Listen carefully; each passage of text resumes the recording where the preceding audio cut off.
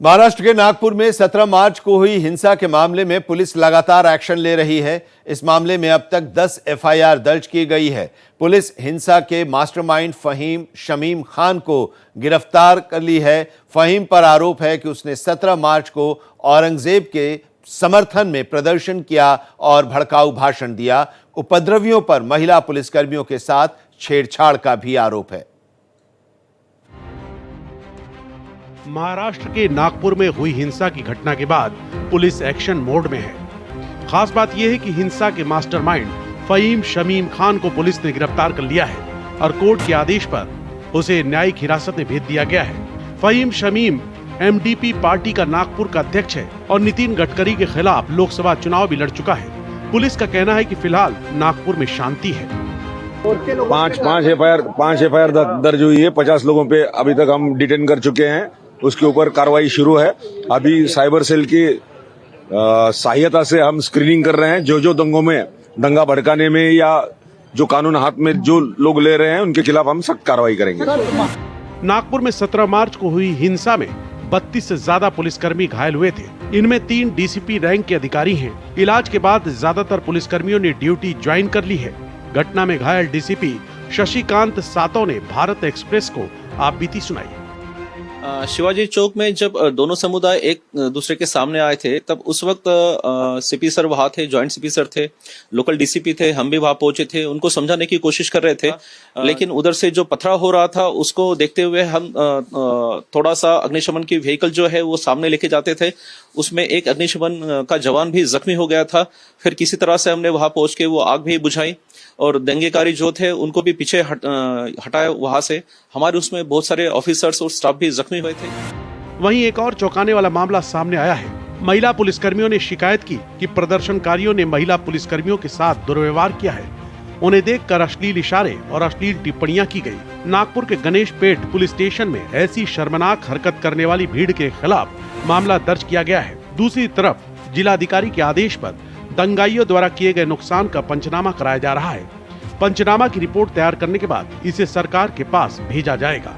नागपुर को अशांत करने के पीछे आखिर कौन से लोग हैं और उनका मकसद क्या है, इन सारी चीजों पर पुलिस जांच कर रही है।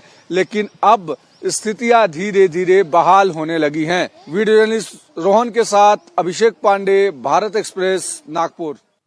और अभिषेक पांडे हमारे संवाददाता इस वक्त हमारे साथ जुड़े हुए हैं। नागपुर के हर स्थिति पर उनकी नजर है और वहां के हर इलाके की समीक्षा भी वो कर रहे हैं, जायजा भी ले रहे हैं। हमारे साथ जुड़े हुए हैं। अभिषेक, जरा बताइए अभी वहां पर क्या स्थिति है? देखिए, दंगे को 3 दिन हो चुके हैं। अब धीरे धीरे स्थितियां सामान्य हो रही हैं, लेकिन कर्फ्यू हटाया नहीं गया है। मैं इस समय चिटनीस चौक पर हूं। ये जो है ये पूरा का पूरा हिस्सा आपको दिखाई पड़ रहा है। यहाँ पूरी तरीके से दंगे की चपेट में चीजें थी और यहाँ पर दंगाई थे। उसके बाद जब पुलिस ने शिवाजी चौक से इस तरफ चिटनीस चौक की तरफ आगे बढ़े हैं तो यहाँ से कुछ लोग अग्रसेन चौक की तरफ भागे हैं, कुछ गलियों की तरफ भागे हैं। तो कई जगहों पर यहाँ आगजनी हुई थी। फिलहाल स्थितियाँ धीरे धीरे सामान्य हुई है, लेकिन अभी भी कर्फ्यू जारी है। पुलिसकर्मियों को आप देख सकते हैं जो कि यहाँ पर खड़े हैं। साथ ही साथ कई ऐसे हिस्से हैं जिन जगहों पर 10 पुलिस स्टेशन के रेंज में जहां पर अभी भी कर्फ्यू की स्थिति है, क्योंकि वहां पर मिक्स समुदाय है।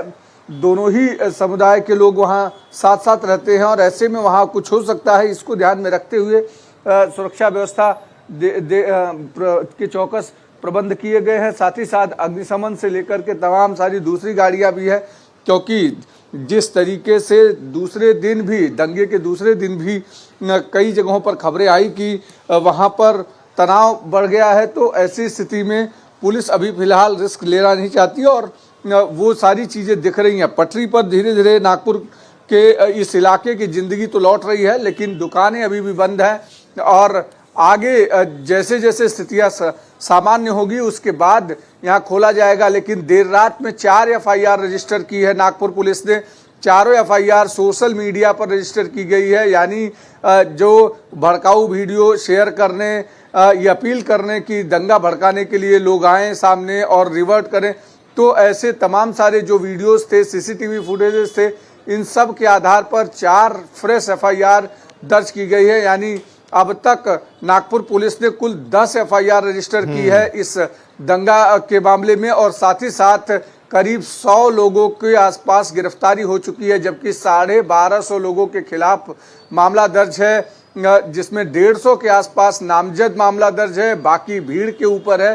तो ऐसे 1250 लोगों के खिलाफ एफआईआर में मामला दर्ज है। 10 एफआईआर रजिस्टर हो चुकी हैं अब तक। सोशल मीडिया पर भी अब शिकंजा कसा जा रहा है, क्योंकि पुलिस को लगता है कि जो दंगा भड़की उसके पीछे सबसे बड़ी वजह सोशल मीडिया हो सकती है, और इसलिए तमाम सारे जो वीडियोस थे उन सभी को खंगाले जा रहे हैं। जिन प्रमुख इलाकों में, चाहे हंसापुरी हो, चिटनीस चौक हो, या फिर शिवाजी चौक हो, महाल का पूरा इलाका, उन सारी जगहों पर कर्फ्यू अभी भी कई हिस्सों में है, जहां पर दुकानें बंद हैं।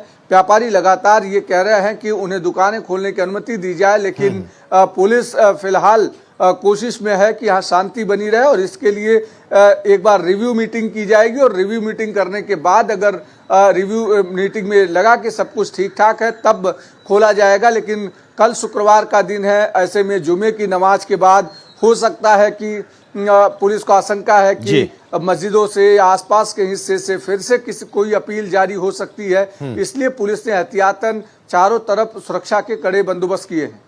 शुक्रिया इस पूरी जानकारी के लिए, इस पूरे अपडेट के लिए आपका अभिषेक। आप नजर बनाए रखिए और आगे भी हम आपसे अपडेट लेते रहेंगे।